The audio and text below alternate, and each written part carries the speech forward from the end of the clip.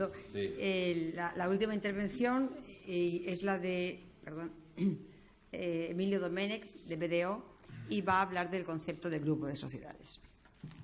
Muchas gracias. Buenos días a todos, y voy a intentar batir el récord de Clever de el grupo, explicarlo en 8 minutos. En términos de economía global, ya sin darnos cuenta todos hablamos de empresas como si fuesen grupos, porque así lo es. Es decir, cuando nosotros estamos hablando de Samsung, de Apple, del Banco de Santander o de Telefónica, no estamos hablando de esa empresa. Estamos hablando de un grupo. Un grupo que, por la liberalización de los mercados, por las transacciones y entregas de bienes y servicios y la diversidad de las actividades que acometen las empresas a través de distintas empresas, pues dan lugar a un incremento de los grupos en los que hoy día pues es el término o la moneda de cambio de la economía. El grupo tal presenta estas cifras, son un emblema además los grupos en cuanto a ranking respecto de las cifras que presentan, es decir, pues Coca-Cola tiene unos totales de activos de tanto. No es la empresa Coca-Cola, lógicamente, es el grupo. Siempre se habla de grupo.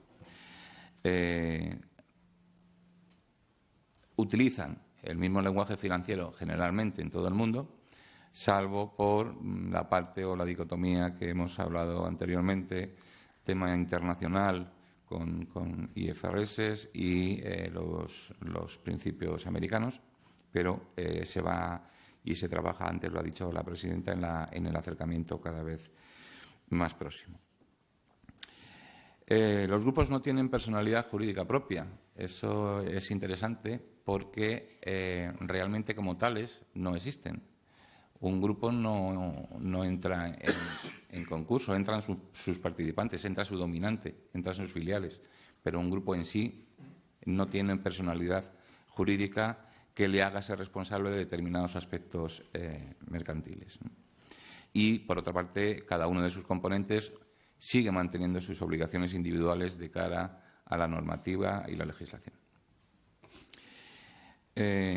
Hasta hace poco se hablaba de grupos horizontales y verticales, ahora ya realmente se está hablando de grupos verticales en función de la unidad de decisión de abajo arriba y no como se establecía hasta el 2007 con el nuevo Plan General de Contabilidad y las modificaciones de las normas en los grupos horizontales.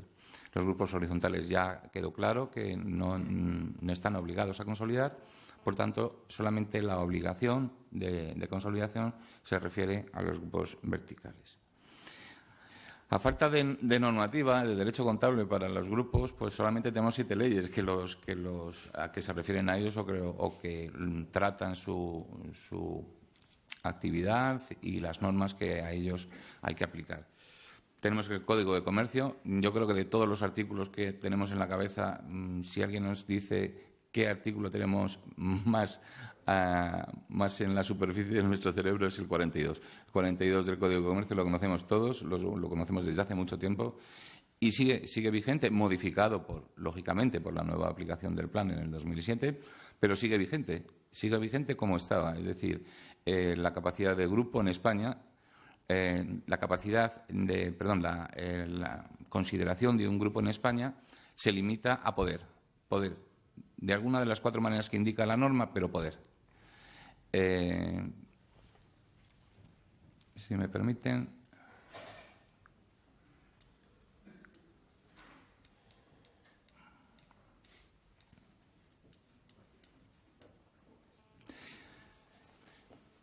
Derechos de voto, poder. Facultad de nombrar o destituir a mayoría de los miembros del órgano, poder. Poder disponer, en virtud de acuerdos, de mayoría de derechos de votos, poder. Y el último, que con sus votos, o sea, con su poder ha designado a la mayoría del órgano de administración. Bien, esto es poder.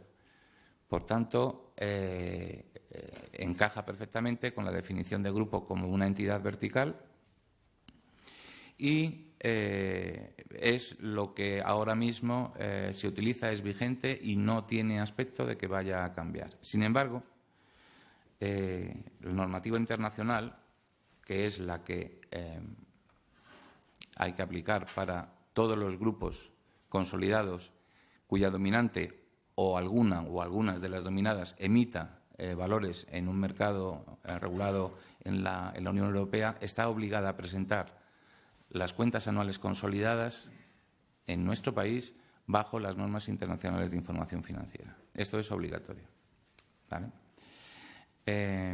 También, como decía Ana antes, es voluntaria la aplicación. Es voluntaria la aplicación de un grupo que no esté obligado a presentarlo bajo NIF. Lo puede presentar, pero sin marcha atrás. Es decir, ya es continua su aplicación. ¿De acuerdo?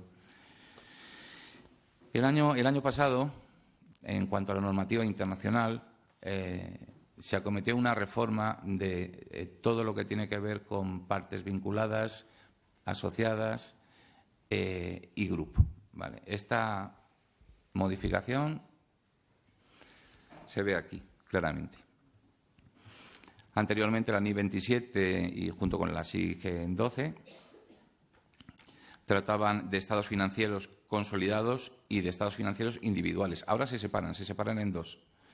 La NIF 10, nueva, habla de los estados financieros consolidados y es la que contempla cuáles son las condiciones para formar un grupo y la manera en que tiene que realizar su consolidación. Y la NIC 27 queda ya liberada y solamente trata de lo que son estados financieros separados, es decir, de las inversiones en esos estados. ¿Vale? La NIC 28, que era inversiones en asociadas, junto con la SIC 13, pasa ahora a inversiones en asociadas y negocios conjuntos, la NIC 28. Queda especificada así. Y la última, que son intereses, la NIC 31, que eran intereses en negocios conjuntos, pasa a acuerdos conjuntos. De tal manera que si vemos la situación actual, cada situación en respecto a dependencia, no dependencia, relación, no relación, queda ya reflejada en la norma 10, 27, 28 y 11. Y por encima de todo, muy importante, esta es la novedad, yo creo una de las más importantes en cuanto a esta reforma, es que se emite una nueva NIF 12 en la que habla de los desgloses de los intereses en otras entidades.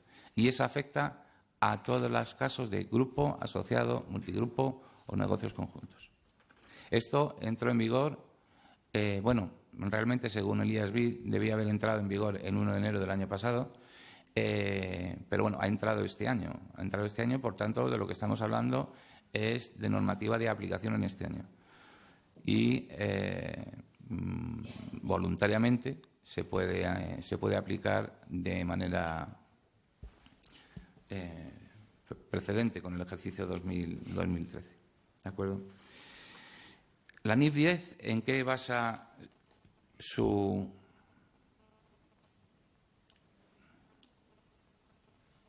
control? Pues lo basa en poder, es decir, los derechos sustantivos para dirigir actividades que son significativas, que son relevantes. Los derechos sustantivos son los que se pueden ejercer, los que prácticamente se pueden ejercer. No debes tener duda para poder ejercitarlos. La exposición que tienes a los resultados variables, esto no está en nuestra norma, esto está en poder. Aquí especifica que es exposición a la recepción de resultados positivos o negativos en la participada. Y, por último, capacidad del inversor para influir en los resultados a través del poder. Y entonces tenemos que determinar quién toma las decisiones. Para mí este es un punto complicado, e incluso sujeto a interpretación. De tal manera que, y la mitad de la NIF 10 está dedicada a ejemplos, pues puede suceder que una entidad que no tenga mayoría de derechos de voto sí pueda tener que consolidar a sociedades dependientes a través de esas decisiones que tiene a través de un agente. Yo no sé si llegaremos al caso, pero a mí lo que me da miedo es que pueda haber una definición de grupo según norma española y definición según norma internacional por estos casos. Parece como más sencillo de aplicar la norma española en cuanto a que son poderes, son nombramientos de consejo, que esta NIF 10, por la complejidad que puede tener el desentrañar todos los acuerdos que pueda haber entre sociedades y que puedan dar lugar a una captura de resultado o a una dirección de política. ¿De acuerdo? Por último, no me gustaría dejar de comentar un tema muy importante, que quizás hay veces que no lo tenemos muy en cuenta, pero es muy importante por la influencia que tiene en la evaluación de los terceros lectores de una información de la sociedad. Y es el tema de vinculadas, el tema de información en vinculadas. Las vinculadas tienen mucha importancia, no tanto por las relaciones que puedan tener con el capital de la sociedad, como por las transacciones y saldos en los que se puedan ver envueltos con la misma. Por tanto, la información en este sentido es fundamental, de hecho hablamos en lo que hemos dicho en la nueva NIF 12, para que toda la información se detalle con claridad, para que el lector pueda evaluar si eso tiene impacto significativo en las tomas de decisiones sobre esa sociedad, sobre sus políticas de riesgo y sobre sus políticas fundamentales de financiación, de actividad, etcétera. Creo que he batido el récord de Kleber y no me había traído la espada, lo siento.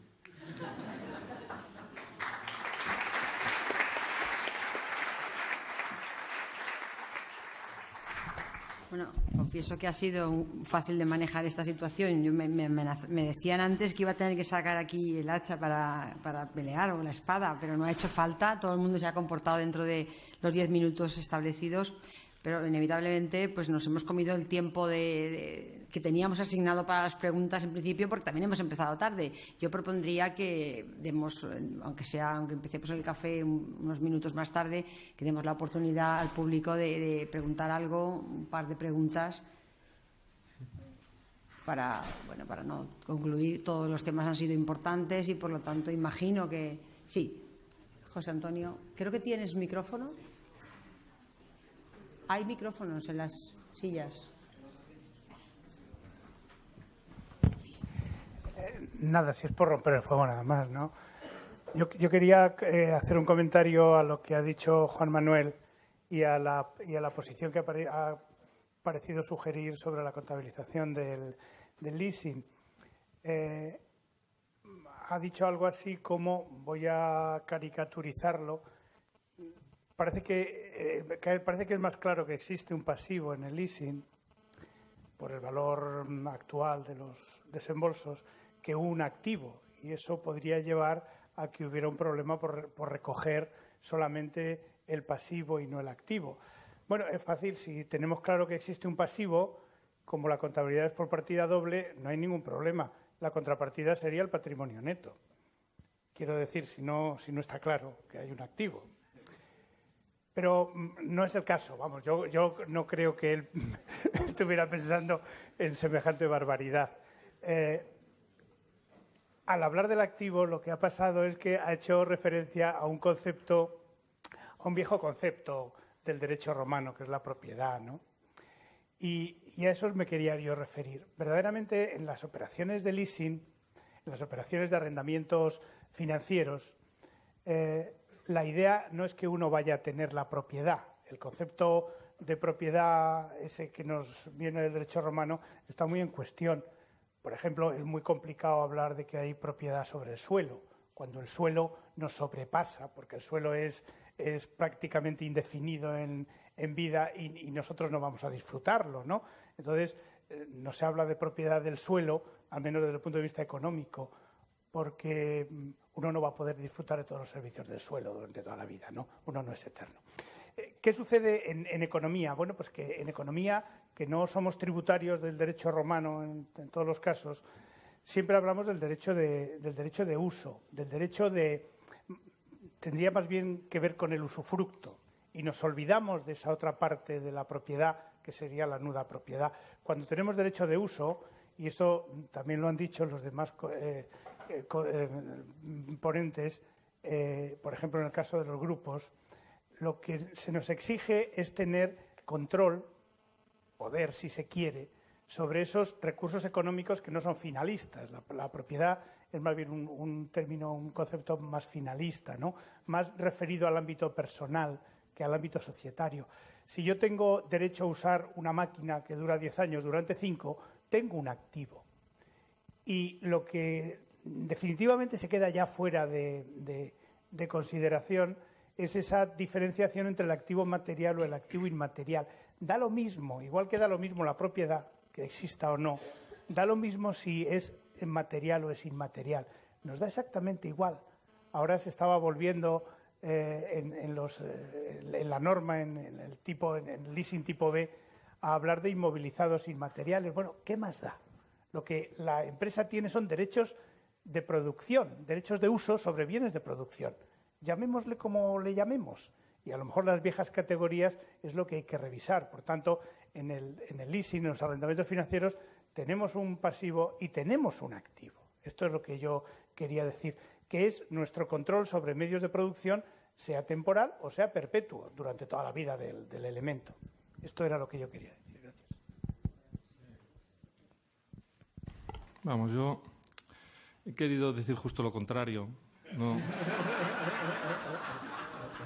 De lo que me has entendido, José Antonio.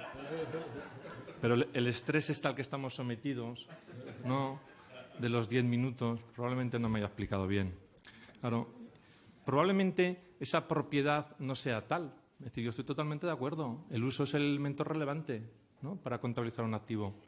Pero, verdaderamente, esos contratos a ejecutar, que los podríamos llamar así, ¿no?, esos derechos a disfrutar de esos factores de producción en el tiempo, por el cual en el momento inicial, lógicamente, se fija un precio, ¿esos tienen que incorporarse todos a balance? Yo lo único que planteo es que eso puede abrir una espita para la incorporación al balance de las empresas de elementos que hoy en día no estaban incorporados y que probablemente no estaban incorporados porque eso nos puede trasladar a un entorno de gran complejidad, tanto aspectos relacionados con las franquicias, licencias, etcétera. Es decir, que son elementos que es preciso identificar con claridad cuando estamos hablando del activo, ¿no? Pues probablemente es lo que plantea el IASB, ¿no? Hay un activo y verdaderamente hay un pasivo, y esta es la causa de la que yo me ponga en movimiento. No están todos los activos y no están todos los pasivos, ¿no? Un poco el planteamiento que estás trasladando tú. ¿Es un derecho controlado por la empresa del que se espera? Pues probablemente sí o no. Es decir, se define como el control del derecho de uso sobre el activo, no el control del activo. Es decir, y ese control con efecto expansivo del derecho de uso sobre servicios que los proveedores me van a trasladar, eso nos puede ubicar en un mundo desconocido en relación al contexto actual. Y eso conviene pensarlo. Yo lo único que digo, que conviene pensarlo, que es lo que está haciendo el EFRAG. Ya que tomo la palabra, no pensaba intervenir. Pero bueno, un minuto. En respuesta a la pregunta. Sí, un minuto. En relación a lo que comentaba Estefan, en mi opinión, nada nuevo. Es decir, en mi opinión, estos son detalles. Son detalles, nada nuevo. Es decir, hay doctrina administrativa del Instituto que recoge todas estas cuestiones. En mi opinión, nada nuevo. Nada, absolutamente nada. En relación a... No, un último... Dejamos que intervenga. No, es que en relación al grupo hay un elemento que se repite habitualmente de incurrir en un error que ya a veces me lo han afeado. Me dicen, ¿cómo se puede decir eso? Vamos a ver. Yo creo que claro, es una cuestión de leer las normas. Yo siempre digo, claro, estamos en continuas revisiones de las normas y muchas veces no nos paramos a leerlas. Es decir, el artículo 43 bis del Código de Comercio dice que los grupos que cotizan aplican el artículo 42 y el 43 para determinar la obligación de consolidar.